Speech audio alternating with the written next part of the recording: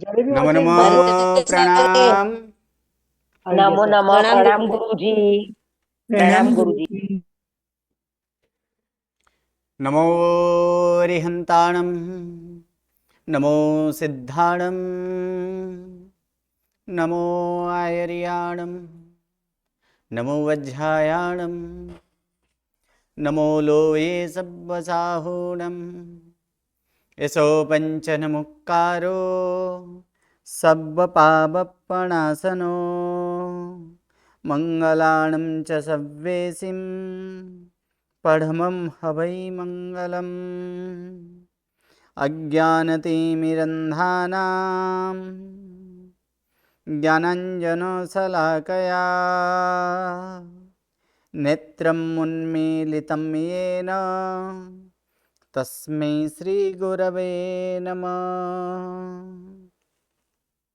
परम पूज्य पूज्यपाद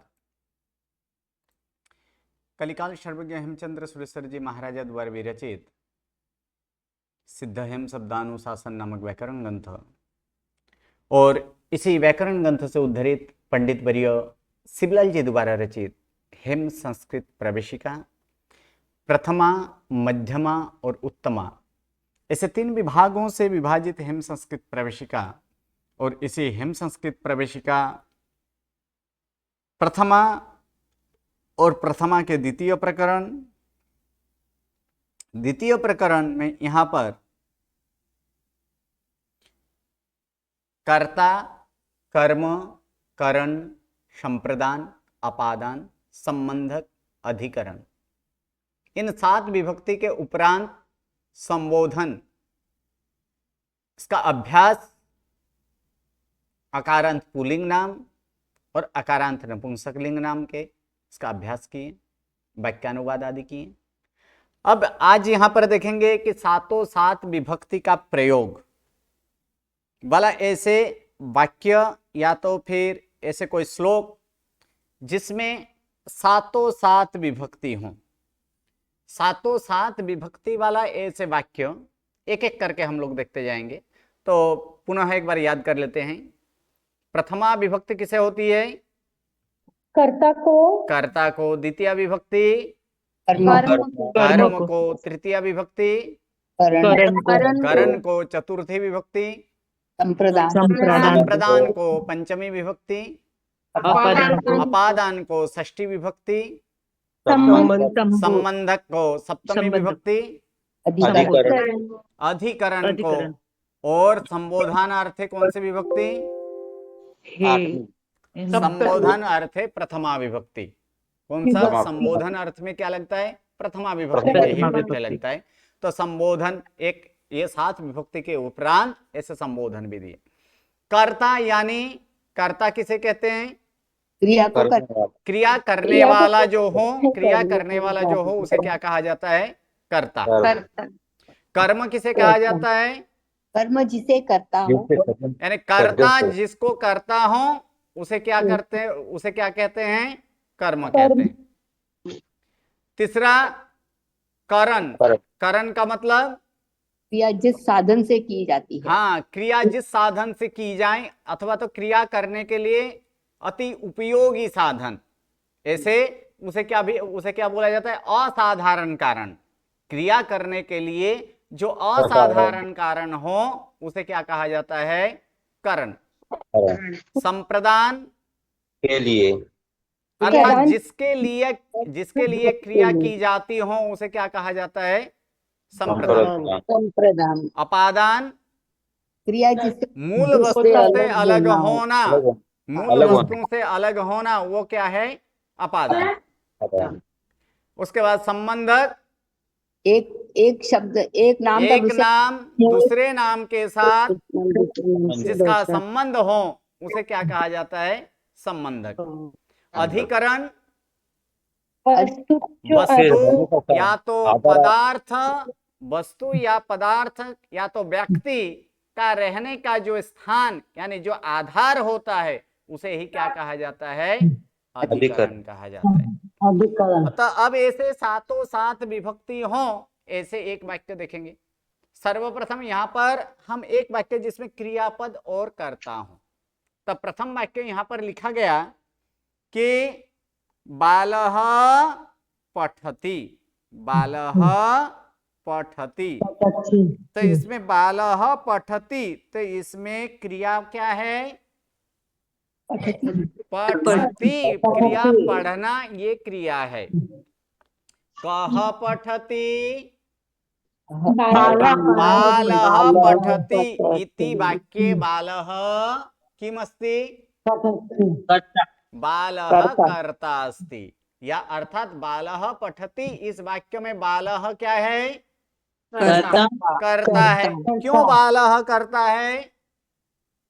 क्रिया को करने वाला, क्रिया को करने वाला जो हो उसे क्या कहा जाता है? कर्ता कहा जाता है। तो यहाँ पर क्रिया क्या है कि बालः किम करोति? बालः पठति, बालः किम करोति? तो बालः पठति। अतः पठति क्रियापद अस्ति। तो इस वाक्य में क्या है कि बालः पठति, तो बालक क्या करता है? तो बालक पढ़ता है या तो पढ़ रहा है। तो बालक की यहाँ पर क्रिया क्या है कि पढ़ना, ये बालक क्रिया है, इसीलिए पठति क्रिया क्या है? यहाँ पर क्रियापद है। और पठति के हिसाब से कि कह पठति, कौन पढ़ता है, तो उसका जवाब हमें मिल रहा है, क्या मिल रहा है? बालः पठति। अर्थात क्रियापद से कौन द्वारा प्रश्न पूछा जाए और उसका उत्तर जो आवे, उसका जवाब जो आए, वो क्या बनता है? कर्ता बनता है। तो इसमें इसीलिए बालः क्या है? करता है। तो ये प्रथम वाक्य में क्या है? सिर्फ करता है। क्या है यहाँ पर? सिर्फ करता ही है, और इसमें कुछ नहीं है। कर्म भी नहीं है, करण भी नहीं है, संप्रदान भी नहीं है, अपादान भी नहीं है, नहीं है। चलिए, तो इस प्रकार का वाक्य तो हम तो छोटे छोटे वाक्य बहुत बना सकते हैं कि नहीं? सिर्फ जिसमें एकमात्र कर्ता का ही प्रयोग हो, कर्ता और क्रियापद। बना पाएंगे कि नहीं पाएंगे? बना पाएंगे ना? बालः पठति, रामः खादति, मोहनः लिखति, बराबर?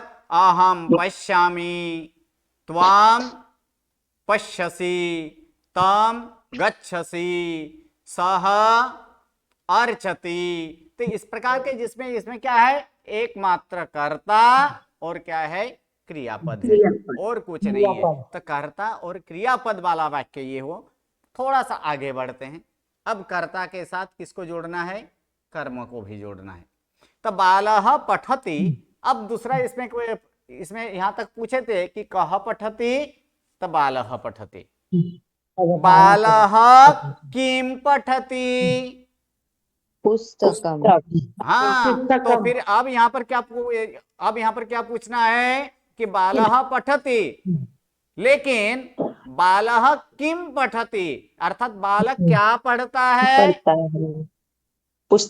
पुस्तकम पठति, बालः पुस्तकम पठति। आगे वाला वाक्य तो है ही, बालः पठति, ये जो था वो तो इसमें तो है ही, लेकिन इसमें और एक शब्द इसमें बढ़ चुका है। कौन सा?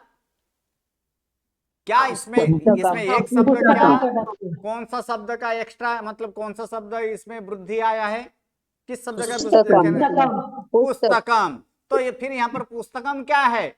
तो उसके लिए यहाँ पर किम पठति, कह पठति, बालः पठति, कौन पढ़ता है, उसका जवाब जो आया वो तो आ गया कर्ता में। लेकिन बालः किम पठति, अर्थात क्या द्वारा प्रश्न पूछा जाए तो उसका जो जवाब आए, तो वो क्या बनता है? कर्म।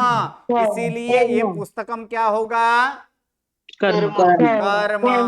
अब इसमें कह पुस्तकम पठति, बालः पुस्तकम पठति, बालः पुस्तकम पठति, कह पुस्तकम पठति, तब बालः पुस्तकम पठति। अर्थात इस वाक्य में क्या है? कर्ता भी है और कर्म भी है। तो कर्ता और कर्म सहित इसी प्रकार बहुत सारे वाक्य बना सकते हैं। महेशः आम्रम खादति, इसमें भी कर्म आया कि नहीं आया?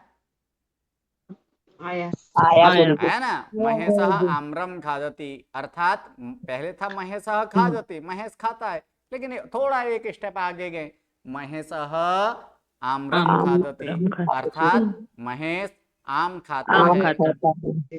छात्रः पत्रं लिखति, छात्रः पत्रं लिखति, छात्रः किं करोति, छात्रः पत्रं लिखति।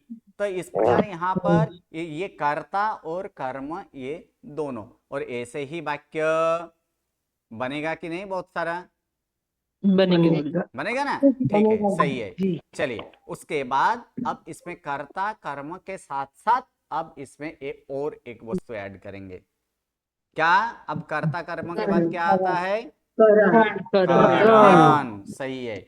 बालः पुस्तकं पठति, ये तीसरे वाक्य में भी है, बालः पुस्तकं पठति है कि नहीं, है ना, तो उसमें कर्ता भी है कर्म भी है, लेकिन उसके साथ साथ और एक शब्द इसमें आ चुका है, क्या आ चुका है, चित्तेन, बालः केन पुस्तकं पठति, बालः चित्तेन बालः पुस्तकं पठति, केन चित्तेन, अर्थात किस प्रकार से, मन पूर्वक, अर्थात वहां पर क्या है, मन द्वारा, अर्थात मन द्वारा का अर्थ क्या होगा, मन लगाकर, क्या होगा इसका अर्थ भावार्थ, क्या करेंगे, मन लगाकर। तो ये बालक चित्तेन यानी मन से या तो मन द्वारा क्या करता है, पुस्तक पढ़ता है। तो इसमें जो चित्तेन आया ये क्या है, करण, तो फिर यहाँ पर क्या आएगा, कर्ता था कर्म था, साथ में क्या आ गया, ये करण। चलिए और एक स्टेप आगे बढ़ते हैं, और एक स्टेप आगे बढ़ते हैं। अब यहाँ पर देखेंगे क्या है, यहाँ पर बालः चित्तेन पुस्तकं पठति, ये तो पहले का तो था ही, लेकिन और एक यहाँ पर एक वस्तु यहाँ पर ज्यादा लाया गया है, क्या लाया गया है इसमें, ज्ञानाय, कस्मै बालः कस्मै चित्तेन पुस्तकं पठति, ज्ञानाय, किसके लिए पढ़ता है बालक, ज्ञान के लिए। तो यहाँ पर ज्ञान के लिए, तो के लिए अर्थ में कौन सी विभक्ति होती है, चतुर्थी, संप्रदान, इसलिए इस वाक्य में क्या है, क 3 बार क तो आया ही है, और एक क्या आ गया, संप्रदान भी आ गया, 3 बार क मतलब कर्ता कर्म और करण, इसके साथ साथ क्या आया है इसमें, संप्रदान भी आ गया। चलिए इसी वाक्य को थोड़ा और आगे बढ़ाते हैं कि बालः ज्ञानाय चित्तेन पुस्तकं पठति, इतना तो है ही, लेकिन एक क्या है, आचार्यात्, किससे पढ़ता है, किसके पास, आचार्य से, किससे, आचार्य से। तो ये बालक आचार्य से ज्ञान के लिए मन द्वारा पुस्तक पढ़ते हैं, यानी पढ़ता है। तो ये आचार्यात, ये क्या आया, अपादान। तब इस वाक्य में कर्ता कर्म करण संप्रदान था, और साथ साथ में और एक यहाँ पर वस्तु अधिक है, क्या है इसमें अधिक, अपादान भी है। अब इसके बाद संबंधक भी देखेंगे, तो संबंधक वाला देख लेते हैं कि बालः आचार्यात् ज्ञानाय चित्तेन पुस्तकं पठति था, लेकिन इसमें एक और एक अधिक शब्द आया है, कौन सा आया है, मित्रस्य, कस्य पुस्तकं पठति, मित्रस्य पुस्तकं पठति, बालः आचार्यात् ज्ञानाय चित्तेन कस्य पुस्तकं पठति, यानी बालः आचार्यात् ज्ञानाय चित्तेन मित्रस्य पुस्तकं, तो कस्य पुस्तकं, मित्रस्य, यानी पुस्तकस्य संबंध का, कह पुस्तक का संबंध किसके साथ है, केन सह वर्तते, यानी मित्रस्य संबंध केन सह वर्तते, हाँ पुस्तकस्य सह वर्तते, या तो पुस्तकेन सह वर्तते, किसके साथ, पुस्तक के साथ होता है ना। तो यहाँ पर तो हम तो यहाँ तो प्रश्न तो केन सह बोल रहे हैं, तो सह क्यों, क्योंकि हमेशा सह अव्यय के साथ कौन सी विभक्ति होती है, वहाँ टाइम लग जाएगा, सह अव्यय के साथ कौन सा विभक्ति आता है, तृतीया, तृतीया। इसलिए यहाँ पर प्रश्न के लिए इस प्रकार पूछा जा सकता है कि ये मित्र का संबंध किसके साथ है। तो प्रश्न हम क्या बोले, मित्र का संबंध किसके साथ, तो साथ यानी पुस्तक के साथ है। इस प्रकार का प्रश्न हो तब वहां पर पुस्तकेन सह। बाकी यहाँ तो क्या करेंगे, बालः आचार्यात् ज्ञानाय चित्तेन कस्य पुस्तकम पठति। किसका पुस्तक पढ़ रहा है, मित्र का। तो इसीलिए मित्र क्या हुआ यहाँ पर, संबंधक। यानी पहले वाक्य में कर्ता कर्म करण संप्रदान अपादान इतना तो था ही, इसके साथ साथ और एक अधिक आया यहाँ पर। कौन बीच में बोल रहे हैं, तो इसमें अधिक और एक आया है। क्या आया है, मित्रस्य। तो मित्रस्य इसमें क्या है, संबंधक। तो मित्रस्य इसमें संबंधक है। मधुबाला बहन म्यूट, आपके वहां से बैकग्राउंड आ रहा है। गुरुजी आचार्य का जो जॉइंट हुआ तो आचार्य, इसमें आचार्य का क्या अर्थ होगा? आचार्य का आचार्य ही अर्थ होता है, नहीं आचार्य पूरा होता है, सेंटेंस, गुरु होता है। नहीं पूरा सेंटेंस में कैसे अर्थ लेंगे? जैसे बालक आचार्य से ज्ञान के लिए चित्त यानी मन द्वारा पुस्तक पढ़ता है। और नीचे वाला वाक्य में क्या लेंगे कि बालक आचार्य से ज्ञान के लिए चित्त द्वारा मित्र का पुस्तक पढ़ता है। ठीक है। अब उससे और एक स्टेप आगे बढ़ते हैं। यहां तक तो आ गया। अब सातवां विभक्ति यानी सातवीं विभक्ति कौन सी है, अधिकरण। अधिकरण। तो इसमें अधिकरण को भी सम्मिलित करेंगे। तो अधिकरण सम्मिलित करेंगे तो यहाँ पर क्या है कि बालः गृहे आचार्यात् ज्ञानाय चित्तेन मित्रस्य पुस्तकम पठति। ठीक है। तो इसमें जो है एक शब्द यहाँ पर अधिक है। कौन सा शब्द, कौन सा नाम अधिक है, गृहे। हाँ, कुत्र कहाँ पड़ता है, तो स्थानवाचक जब हो, रहने के स्थान जो है, तो रहने का स्थान किसका, कर्ता का रहने का स्थान क्या है, आधार क्या है, घर है। तो घर क्या बनेगा, अधिकरण बनेगा कि नहीं, अधिकरण बनेगा। अतः इसमें क्या हुआ, बालक घर में आचार्य से ज्ञान के लिए मन द्वारा मित्र का पुस्तक पढ़ता है। तो इस वाक्य में सातों सात विभक्ति आया कि नहीं आया, आ गया। उसी प्रकार हम यहाँ पर कर पाएंगे, हम यहाँ पर अलग अलग वाक्य का भी रचना कर सकते हैं। थोड़ा प्रयत्न कीजिएगा तो आप भी ऐसे सात विभक्ति वाला वाक्य बना पाएंगे। अब सातों सात विभक्ति तो यहाँ तो देख लिए, लेकिन एक वस्तु छूट गया है इसमें। क्या छूट गया है, सात विभक्ति तो आया, सात विभक्ति उपरांत और एक होता है, क्या आता है, संबोधन। तो चलिए संबोधन वाला भी यहाँ पर एक देख लेते हैं वाक्य। संबोधन वाला एक वाक्य देख लेते हैं। तो संबोधन वाला यहाँ पर देखेंगे तो ये वाक्य इस प्रकार से हैं, हे नृप धार्मिकाः जिनानां पूजनाय आनंदेन उद्यानात् जिनालये पुष्पाणि नयन्ति। तो इसमें क्या है, नयन्ति, ये क्या है, क्रियापद है। ये नयन्ति इसमें क्रियापद अर्थात ले जाते हैं।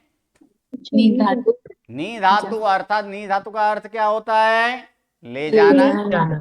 अर्थात क्या होता है, अर्थ किसका, वो ये किसका, इसका अर्थ क्या होगा, ले जाते हैं। ओके, अब प्रश्न पूछ लीजिए कि कौन ले जाते हैं, के नयन्ति, धार्मिकाः। तो इति वाक्ये धार्मिकाः कर्ता अस्ति। धार्मिका क्या होगा, ये कर्ता। ठीक है। क्या ले जाते हैं, कानि नयन्ति, पुष्पाणि नयन्ति। अतः पुष्पाणि कर्म। केन, धार्मिका केन पुष्पाणि नयन्ति, आनंदेन आनंदेन। तो ये क्या होगा? करण करण। कस्मै, किसके लिए? ध्यानात् पूजनाय ध्यानात् पूजनाय। कस्मै तो क्या होगा? ये पूजनाय, तो पूजनाय क्या बनेगा? संप्रदान संप्रदान। अर्थात यहाँ पर ये 1 2 3 4 यानी चतुर्थी विभक्ति, और चतुर्थी विभक्ति किसे होती है? संप्रदान को। अब यहाँ पर लिखेंगे कि कस्मात, कहां से? उद्यानात् उद्यानात। तो ये 5 का मतलब पंचमी विभक्ति अपादान अर्थात अपादान। यानी धार्मिकाः पूजनाय आनंदेन उद्यानात् पुष्पानि नयन्ति। यानी धर्म करने वाले या तो धार्मिक पुरुष पूजन के लिए आनंद पूर्वक, यानी यहाँ पर आनंदेन का मतलब आनंद द्वारा नहीं बोलना है, यहाँ पर क्या बोलना है? आनंद पूर्वक। या कभी कभी तृतीया के अर्थ में यहाँ पर पूर्वक भी जोड़ा जाता है, इसीलिए इसका अर्थ क्या करना है? आनंदेन अर्थात आनंद पूर्वक उद्यान से पुष्प ले जाते हैं। अब संबंधक ढूंढेंगे, ठीक है। केसाम, केसाम पूजनाय जीना जीनानाम। केसाम जीनानाम अर्थात किसके पूजन के लिए? जिनेश्वरों की पूजन के लिए, जिनेश्वर भगवंतों की पूजन के लिए। अर्थात धार्मिक पुरुष जिनेश्वर के पूजन के लिए आनंद पूर्वक उद्यान से पुष्प ले जाते हैं। कहाँ ले जाते हैं? कुत्र नयन्ति? जिनालय जिनालय। तो फिर ये कौन सी विभक्ति होगी? अधिकरण अर्थात अधिकरण। अब ये वाक्य किसे बोला जाता है? किसको संबोधित करके बोला जाता है? राजा को। तो राजा क्या बनेगा? संबोधन संबोधन। अर्थात हे नृप, यानी हे राजन, धार्मिकाः जिनानां पूजनाय आनंदेन उद्यानात् पुष्पा जिनालये पुष्पानि नयन्ति। यानी हे राजन, धार्मिक पुरुष जिनेश्वरों की पूजा के लिए आनंद पूर्वक उद्यान से जिनालय में पुष्प ले जाते हैं। पंडित जी, हाँ जी। इसमें जो करण का थर्ड है ना, आनंद देना, तो हम सेंटेंस बनाते वक्त आनंद से नहीं बोल सकते? आनंद से ऐसे बोलेंगे वो सही है, लेकिन आनंद पूर्वक बोलेंगे तो वो ज्यादा सूटेबल रहेगा। ओके जी। चलिए। गुरुजी, हाँ जी। इसमें आप जो चौथा अपादान था उस उद्यानात। नहीं अपादान के बाद जो था ना, उसमें आप कैसे क्या केसम से क्वेश्चन पूछा था कि क्या पूछा था? केसम। केसम का अर्थ होता है किस, किसके साथ, अथवा तो क्या बोलते, किसके, या तो किसकी पूजा के लिए। अगर पूजा बोला जाता है तो किसके पूजा के लिए? तो जिनेश्वरों की पूजा के लिए। जिना नाम यहाँ पर बहुवचन है ना, इसलिए उसका बहुवचन में प्रश्न पूछा गया। उसके लिए आगे आएगा, आगे आएगा जब लिख के बताओ केसन क्या लिखा, कैसे लिखा वो, उसके लिए थोड़ा वेट कीजिए, चौथा पार्ट में सिखा देंगे। ओके ओके ठीक है। चौथा पार्ट में जब किम सर्वनाम का जब रूप करेंगे पुल्लिंग में या तो नपुंसक लिंग में, तब वहां पर देखा जाएगा कह कौ के कर्ता कम कौ कान कर्म केन काभ्यम के करन कस्मै काभ्यम केभ्य संप्रदान कस्मात् काभ्यम केभ्य अपादान कश्य कयोः के संबंध और कस्मिन कयोः केसु क्या है ये? अधिकरण।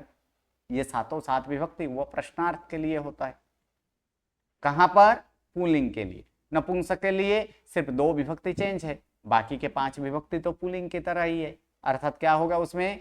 किम के कानी, किम के कानी, बाकी तो ये तृतीया से पुल्लिंग की तरह ही होगा। केन काभ्यम के, कस्मै काभ्यम केभ्य, कस्मात् काभ्यम केभ्य, कश्य कयोः केसाम, कस्मिन कयोः केसु।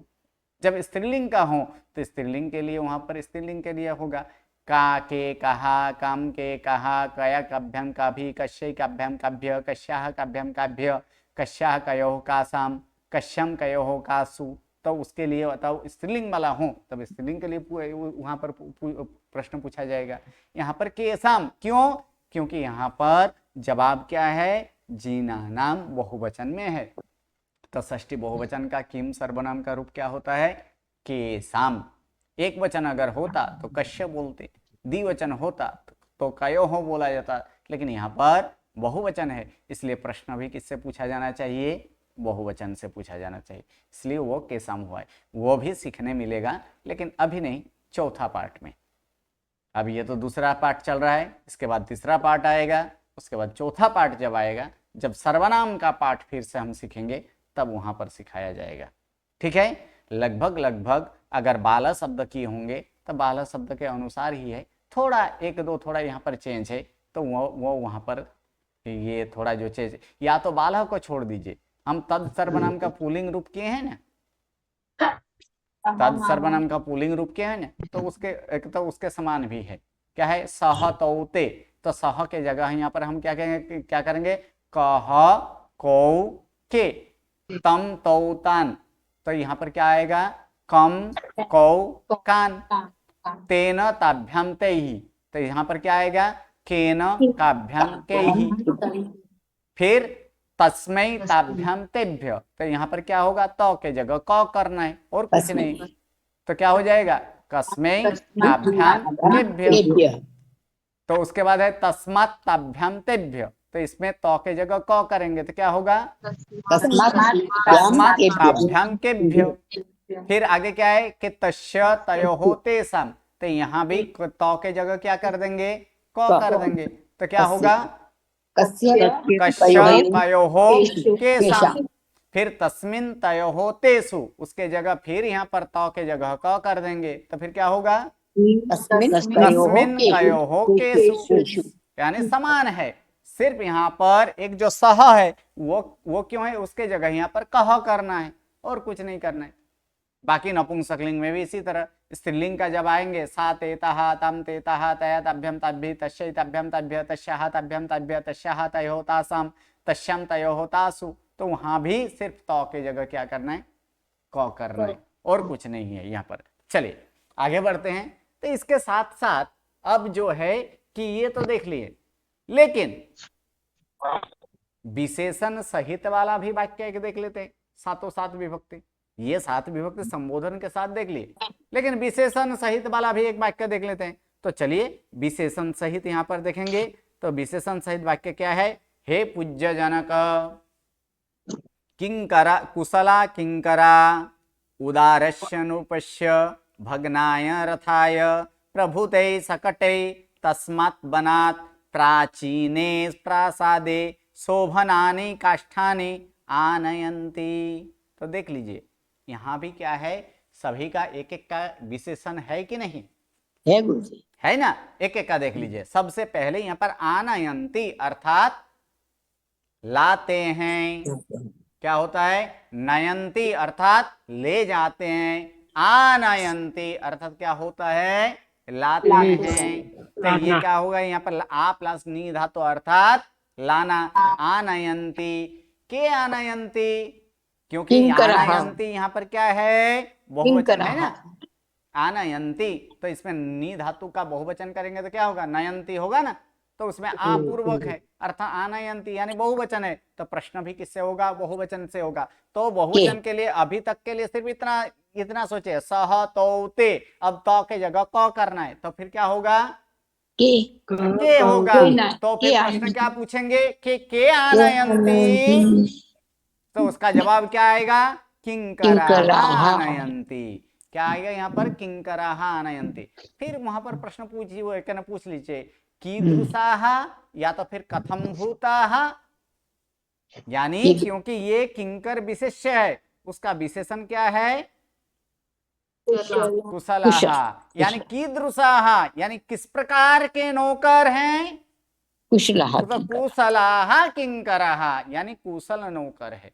या तो फिर कथम भूताः, तो कथम भूता का अर्थ भी वही होता है कि किस प्रकार, यानी किस प्रकार के हैं नौकर, तो कुशलाः अर्थात होशियार नौकर, हाँ होशियार नौकर लाते हैं। ठीक है, फिर पूछ लीजिए क्या लाते हैं, तो क्या के लिए यहाँ पर क्या जवाब आया है, काष्ठानी, यानी कौन से लिंग में है,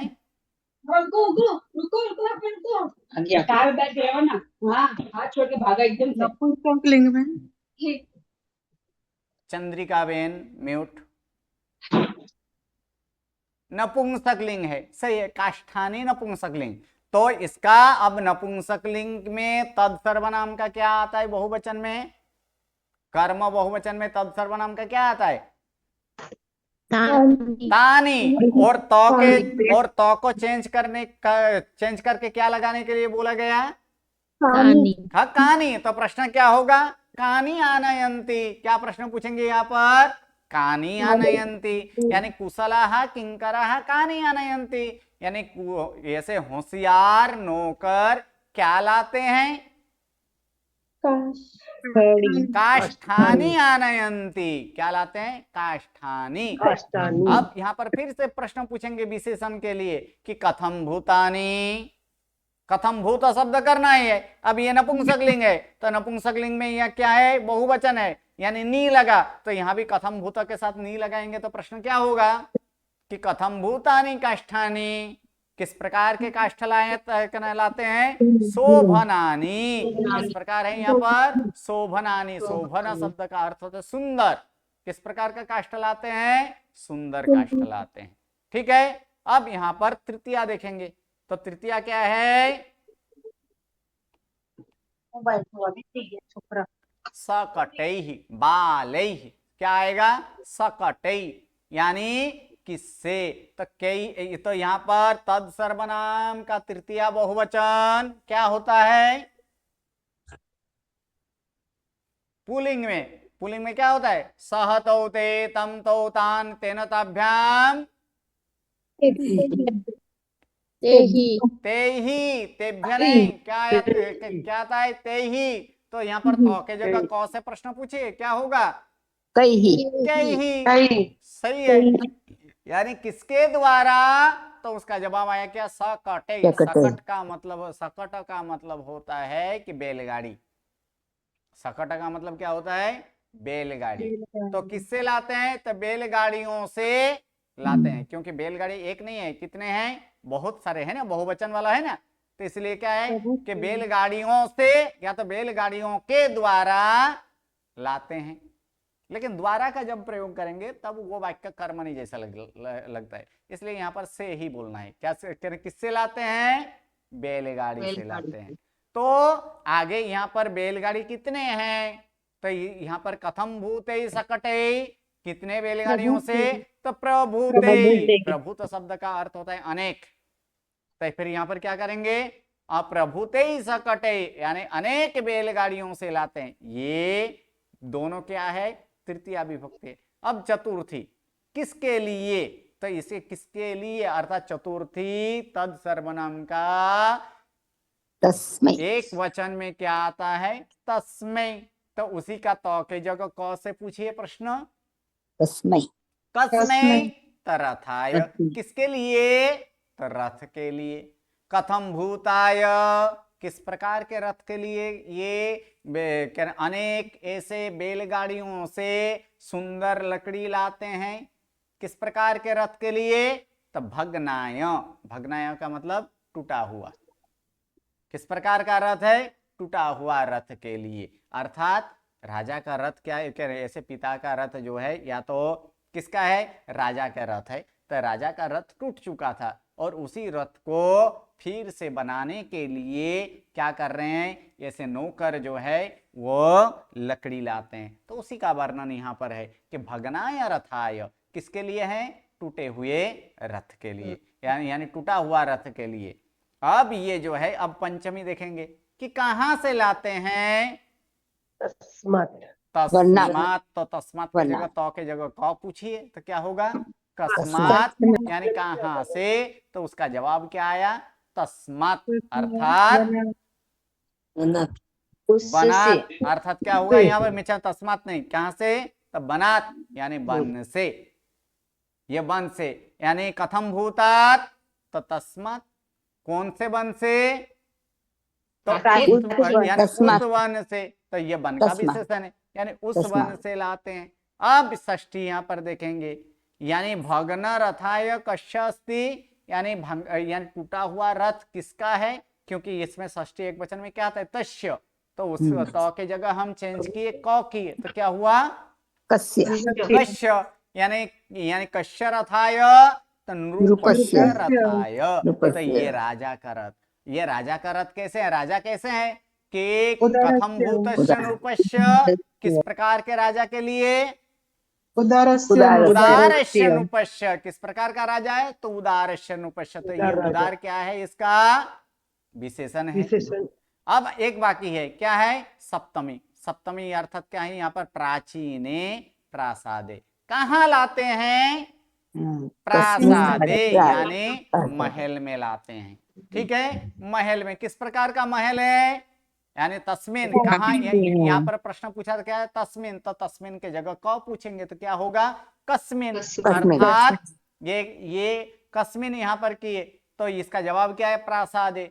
तो यहाँ पर क्या पूछेंगे, कथम भूते, तो उसका जवाब क्या प्रासादे। आएगा, प्राचीने, कथम भूते, तो प्राचीने, तो प्राचीने प्रासादे, ये क्या है, इसका विशेषण है। विशेषण तो विशेषण। यहाँ पर किसको संबोधित करके लिए बोला जाता है, तो जनक। जनक। तो जनक कैसे हैं, तो पूज्य, कैसे हैं जनक, तो पूज्य जनक।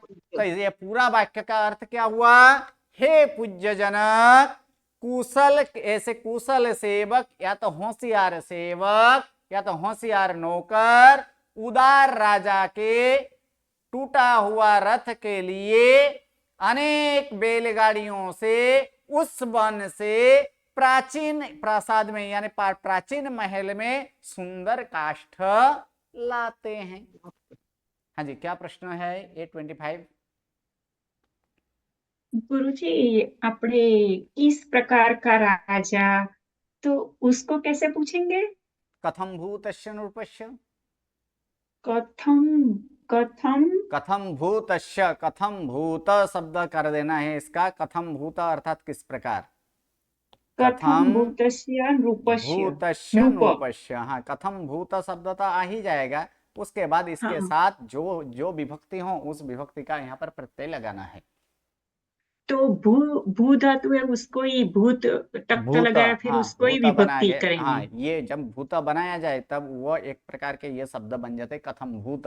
अब ये कभी कभी इसका प्रयोग भी किया जा सकता है, या तो फिर कीदृश शब्द यहाँ पर कर दिए, तो कीदृश ये तो अव्यय हो जाता है, तो अब अव्यय के मिश्रण गुण अव्यय नहीं है, वो भी विशेषण के स्वरूप में होगा, ये कथम भूत ये भी विशेषण के स्वरूप में होगा, तो वहां पर विशेष्य का जो विभक्ति होता है उसी विभक्ति से वहां से प्रश्न पूछा जाता है।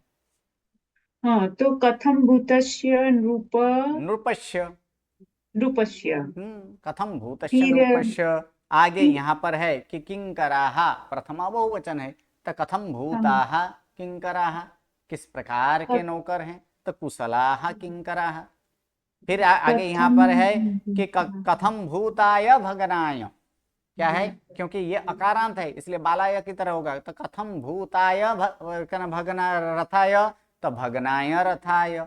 फिर आगे यहाँ पर है कि कथम भूते सकटे, किस प्रकार के गाड़ियों से, कितने अथवा कितने गाड़ियों से, तो प्रभूते सकटे, अनेक गाड़ियों से, तो कस्मात बनात, ये तो तस्मात है, तो यहाँ पर कस्मात ही करना है, क्या करना है, कस्मात बनात। यहाँ पर कथम भूतात बोल सकते हैं, लेकिन उसको ना बोल कर क्या बोलना है, कस्मात बनात, कौन से बन से, तो तस्मात बनात।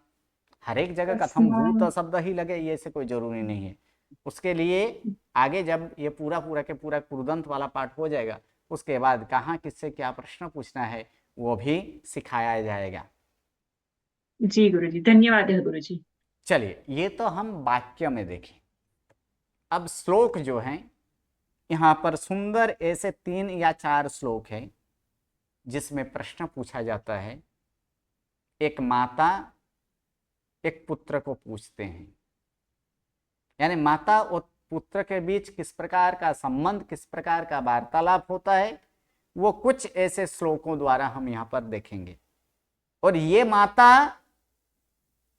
एक पुत्र और एक ही पुत्र का 8 माताएं हैं। कितने माताएं? 8 माताएं हैं। ऐसे संभव है?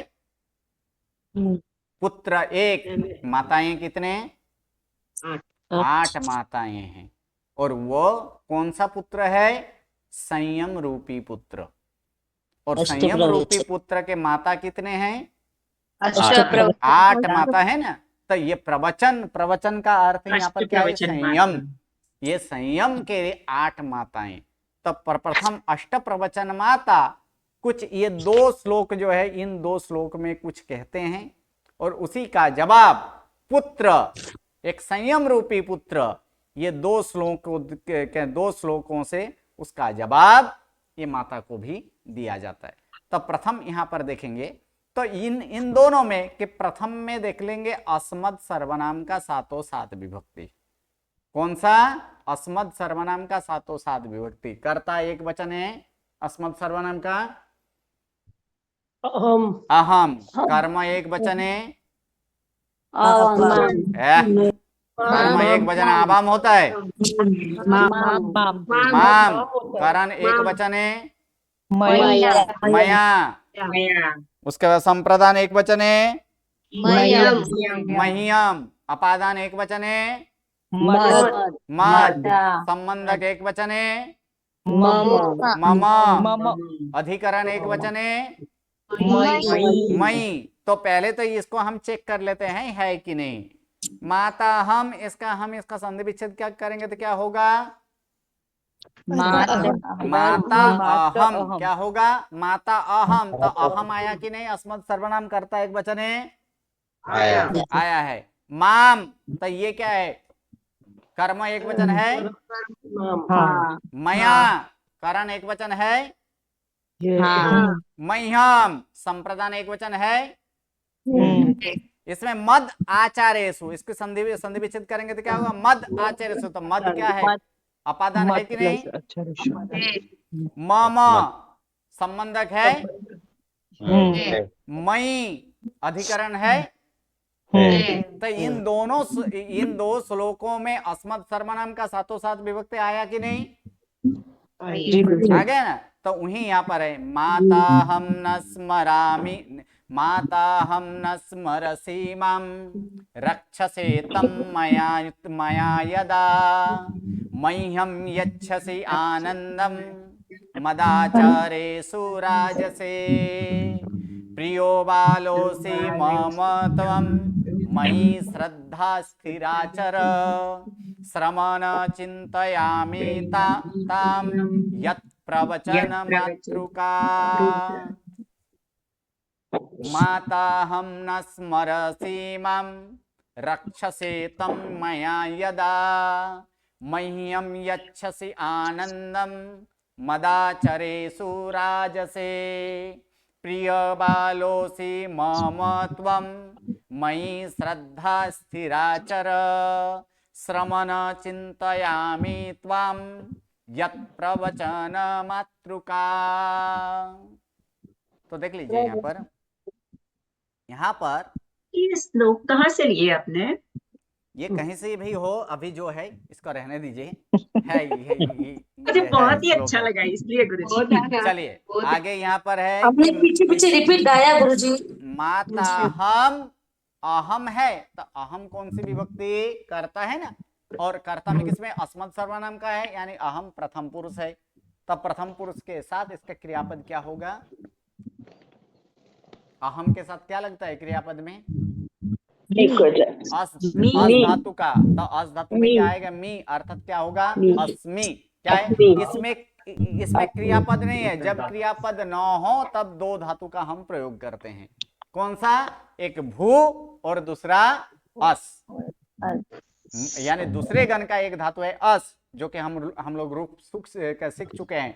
अस्मि, स्वः, स्मः, असि, स्तम, फिर असि, स्थः, स्थ, फिर अस्ति, स्तः और संति। ये रूप सीख चुके हैं। तो उसी का यहाँ पर है अहम अस्मि। अहम कहा अस्मि? अहम का अस्मि? अहम माता अस्मि। तो अहम है, इसलिए इसका अर्थ क्या करना है, अस्मि, यानी मैं हूं। मैं कौन हूं, मैं माता हूं। अहम माता अस्मि, इसमें अस्मि है नहीं, लेकिन यहाँ पर अहम से हमें अस्मि लेना है कि मैं माता हूं। माम न स्मरसि, मुझे याद नहीं करता है। कौन, तो इसमें स्मरसि है, इसलिए इसका कर्ता क्या होगा, त्वम। त्वम होगा कि नहीं। स्मरसि किसका है, सी प्रत्यय कहां पर आता है, कौन से पुरुष में आता है, मध्यम पुरुष। मध्यम पुरुष। तो मध्यम उसका पुरुष कर्ता एक क्या होगा, वचन। मध्यम पुरुष का कर्ता त्वम होगा कि नहीं। यानी हाँ। त्वम माम न स्मरसि, तू मुझे स्मरण नहीं करता है, यानी तुम मुझे स्मरण नहीं करते हो। आगे क्या बोला गया, रक्षसे तम मया यदा, जबकि, यदा का अर्थ क्या करना है यहाँ पर, जबकि तुम मेरे द्वारा रक्षा किए जाते हो, तुम मेरे द्वारा रक्षण किए जाते हो। मह्यम यच्छसि आनंदम, यानी मह्यम आनंदम यच्छसि, कौन, इसमें भी कर्ता क्या आएगा, त्वम, यानी मुझे तुम आनंद देते हो। यानी तम यच्छसि, तुम देते हो, क्या देते हो, आनंदम। और जिसे प्रदान किया जाए उसे कौन सी विभक्ति, चतुर्थी। चतुर्थी, इसलिए मह्यम हुआ है। इसे अर्थात तुम मुझे आनंद प्रदान करते हो, या तो फिर आनंद देते हो। मद आचरेषु राजसे, यहाँ भी राजसे है, तो कर्ता क्या होगा, त्वम, यानी त्वम मद आचरेषु राजसे, तुम मेरे आचरण से क्या करते हो, राजसे। राज धातु का अर्थ होता है शोभायमान होना, तो इस पर अर्थ क्या करेंगे, तुम मेरे आचरण से शोभायमान हो, यानी शोभते हो। प्रिय बालो वसी, कौन, तो त्वम, यहाँ पर त्वम है कि त्वम मम प्रिय बालो असी, अर्थात तुम मेरे प्रिय बालक हो। मई श्रद्धा स्थिराचर, यानी यहाँ भी त्वम क्या करना है, त्वम मई श्रद्धा स्थिराचर, तुम मुझ पर श्रद्धा करो। स्थिराचर का मतलब ही यहाँ पर चर का मतलब करना है, यानी स्थिर करो, तुम मेरे ऊपर श्रद्धा स्थिर करो। हे श्रमण, यानी इसका बैकग्राउंड आ रहा है, इसका बैकग्राउंड आ रहा है, हे श्रमण, यानी हे संयम रूपी पुत्र, हे श्रमण पुत्र, त्वाम चिंतयामि, अहम ताम चिंतयामि। चिंतयामि प्रथमा है, इसीलिए इसका कर्ता क्या होगा, त्वाम, यानी चिंता यानी अहम होगा। मैं तुम्हें सोचता हूं, यानी तुम्हारे बारे में सोचता हूं। यत प्रवचन मातृका, कारण कारण अहम प्रवचन मातृका अस्मि, क्योंकि मैं कौन हूं, मैं प्रवचन यानी प्रवचन रूपी पुत्र का माता हूं। इस प्रकार से ये प्रश्न तो पूछे जिसमें सातों सात विभक्ति यहाँ पर देख लीजिए। अब उसी का जवाब यहाँ पर पुत्र देते हैं, संयम रूपी पुत्र। क्या बोलते हैं, तो पहले युष्मद सर्वनाम का सातों सात विभक्ति देख लेते हैं। युष्मद सर्वनाम का कर्ता एक वचन है त्वाम, अब कर्म एक वचन है त्वाम, कारण एक वचन है त्वया, संप्रदान एक वचन है तुभ्यम, उसका अपादान एक वचन है त्वत्, उसके बाद संबंधक एक वचन है तब, अधिकरण एक वचन है त्वयि। सातों सात विभक्ति है कि नहीं, है ना। तो ये जवाब क्या देते हैं, तो सुनिए यहाँ पर जवाब बोल रहे, यहाँ पर दिया जाता है तम माता तमा तामहं वंदे तया पुष्ये प्रतिक्षणम तुभ्यं यच्छामि सर्वस्वं त्वत्सुखं परम लभे तब सेवम। यहाँ पर सदे लिखा गया है, ये गलत लिखा गया है। यहाँ पर क्या होगा, सदा करना है। क्या करना है यहाँ पर, सदा, ये गलत है, सदे नहीं होता है। क्या होता है, सदा कुर्वे, यानी तब सेवम सदा कुर्वे त्वयि श्रद्धा समृद्धते पार्थस्य त्वं मया नित्यं श्री प्रवचन मातृके। यहां पर क्या बोला गया है? त्वम मातासी, तुम कौन हो, यानी आप कौन हो? आप माता हो। अहम त्वाम वंदे, मैं तुम्हें वंदन करता हूं। अहम वंदे, क्योंकि बंद धातु आत्मनेपदी, सही है। बंद धातु कैसे है? तो बंद धातु आत्मनेपदी है, इसलिए क्या आया यहाँ पर? त्वाम, यानी अहम त्वाम वंदे, मैं तुम्हें यानी मैं आपको वंदन करता हूं। तया पुष्ये प्रतिक्षणम, तुम्हारे द्वारा। पुष्य है अर्थात इसमें क्या होगा? कर्ता पुष्टा यानी अहम, यानी तुम्हारे द्वारा मैं हमेशा पोषण किया जाता हूं। वाक्य कर्मणि में है, जब आएगा इसका प्रयोग तब आगे जाकर हम लोग देखेंगे कि तुम्हारे द्वारा या तो आपके द्वारा, कि माता है शब्द थोड़ा सा मानवाचक देकर हम बोलेंगे तो क्या बोलेंगे? आपके द्वारा मैं हमेशा प्रतिक्षणम, यानी हर एक क्षण पोषायमान होता हूं।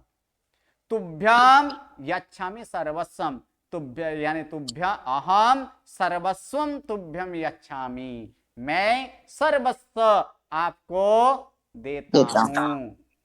त्वत् सुखम परम लेभे, त्वत् सुखम, आपके सुख से ही क्या था? आपसे ही श्रेष्ठ सुख मुझे मिलता है। क्या है? लभ धातु, इसमें प्रथमा एक वचन, यानी मुझे, यानी लभे, यानी यहां पर क्या होगा? प्राप्त करता हूं, होता है। प्राप्त करता हूं। कौन प्राप्त करता है? अहम, यानी अहम लभे, यानी मैं प्राप्त करता हूं। क्या प्राप्त करता हूं? सुखम। किस प्रकार का सुख है? परम सुख, यानी उत्कृष्ट सुख, अत्यंत सुख प्राप्त करता हूं। किससे? त्वत्, आपसे, यानी आपसे मैं परम सुख को प्राप्त करता हूं। तब सेवाम सदा कुर्वे, आपकी सेवा मैं हमेशा करता हूं। त्वयि श्रद्धा समृद्धते, आप में हमेशा श्रद्धा से, क्या आप में श्रद्धा समृद्धते, यानी बढ़ते रहता है, यानी अधिक है, अर्थात या तो फिर बढ़ते रहता है। पार्थस्य तम मया नित्यम, यानी आप मेरे द्वारा हमेशा प्रार्थना किए जाते हो। श्री प्रवचन मातृके ये संबोधन है। हे श्री प्रवचन माता, आप कहना, आप हमेशा मेरे द्वारा प्रार्थना किए जाते हो। ये तो अस्मद और युष्मद सर्वनाम का तो देख लिए, लेकिन तद सर्वनाम का यहाँ पर नहीं, लेकिन कोई एक नाम का यहाँ पर देखेंगे।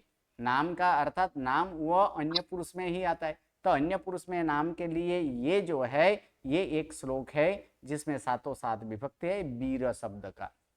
वीर शब्द का कर्ता एक वचन है वीरः, वीर, कर्म एक वचन है वीरम, वीरम, कारण एक वचन है वीरेण, संप्रदान एक वचन है वीराय, अपादान एक वचन है वीरात। लेकिन यहाँ पर तो हमें वीरान नश्यति दिखाई देता है, था तो वीरात ही, उसका हम क्या किए?